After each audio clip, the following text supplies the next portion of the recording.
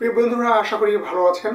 আজকের এই ভিডিওতে আমি আপনাদের সাথে আলোচনা করব কখন উপকর কমিশনার আপনাকে বাধ্যতামূলকভাবে জীবনযাত্রা ব্যয়ের নোটিশ আপনাকে প্রদান করতে পারে এবং সেই নোটিশের ভিত্তিতে আপনাকে অবশ্যই আপনার জীবনযাত্রার ব্যয়ের বিবরণী দিতে হবে। শুধুমাত্র দুইটা কন্ডিশন যদি ফুলফিল করে এবং এই দুইটা কন্ডিশনের ভিত্তিতে যে কোনো উপকর কমিশনার আপনাকে আপনার রিটার্নের সাথে জীবনযাত্রার ব্যয়ের যে বিবরণী সেটা দেওয়ার জন্য আপনাকে বাধ্যতামূলক নোটিশ প্রদান করতে পারে। আমরা দেখিনি তাহলে কন্ডিশন দুটা কি। নাম্বার ওয়ান কন্ডিশনটা হচ্ছে, আপনাকে যদি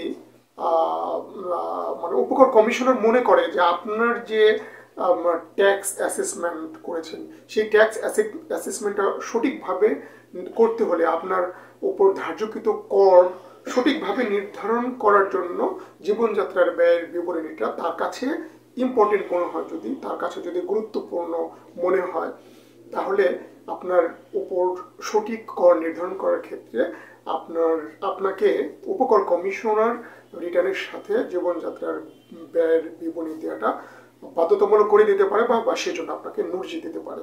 এক্ষেত্রে যে কন্ডিশন হোক না কেন, আপনার ইনকাম যতই হোক না কেন বা আপনার যে পজিশনে আপনি থাকুন না কেন, যে কোনো কন্ডিশনেই সে যদি সঠিক কর নির্ধারণের ক্ষেত্রে প্রয়োজন মনে করে, তাহলে আপনাকে আপনার রিটার্নের সাথে আপনার জীবনযাত্রার ব্যয়ের বিবরণী প্রদানের জন্য সে বাধ্যতামূলকভাবে আপনাকে লিখিত নোটিশ দিতে পারে।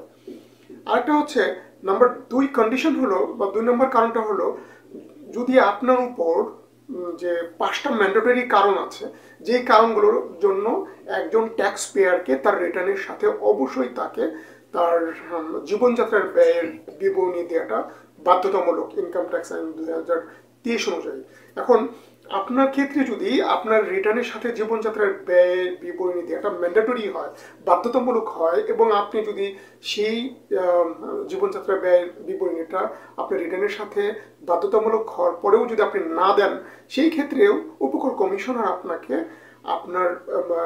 আপনার কাছে সে মানে জীবনযাত্রার ব্যয়ের বিবরণী চাইতে পারে। সেটা অবশ্যই লিখিত নোটিশ করে আপনার কাছে সে চাইতে পারে, বা লিখিত নোটিশ দিয়ে আপনাকে এক্ষেত্রেও সে কিন্তু জীবনযাত্রার ব্যয়ের বিবরণী আপনাকে দেওয়ার জন্য ম্যান্ডেটরি করে দিতে পারে বা বাধ্যতামূলক করে দিতে পারে। এটা টোটালি ডিপেন্ড করে উপকর কমিশনারের এখতিয়ার এবং তার যে জাজমেন্ট আপনার কর নির্ধারণের ক্ষেত্রে সেটার উপর।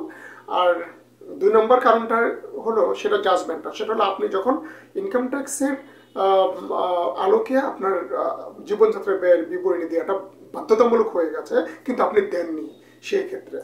তো বন্ধুরা, আশা করি পয়েন্টটা বুঝতে পেরেছেন যে কোন ক্ষেত্রে অবশ্যই আপনাকে একজন উপকর কমিশনার আপনার রিটার্নের সাথে আপনার জীবনযাত্রার ব্যয়ের বিবরণী দেওয়াটা বাধ্যতামূলক করে আপনাকে নোটিশ প্রদান করতে পারে। বন্ধুরা, পরবর্তী ভিডিও দেখার আমন্ত্রণ জানিয়ে আমি আজকের মতো এখানে শেষ করছি। ট্যাক্স ব্যাট রিলেটেড বা ব্যাংকিং রিলেটেড যে কোনো প্রবলেম আপনি কমেন্ট করে জানাতে পারেন। পরবর্তী ভিডিও দেখার আমন্ত্রণ জানিয়ে আজকের মতো এখানে বিদায় নিচ্ছি। আল্লাহ হাফেজ।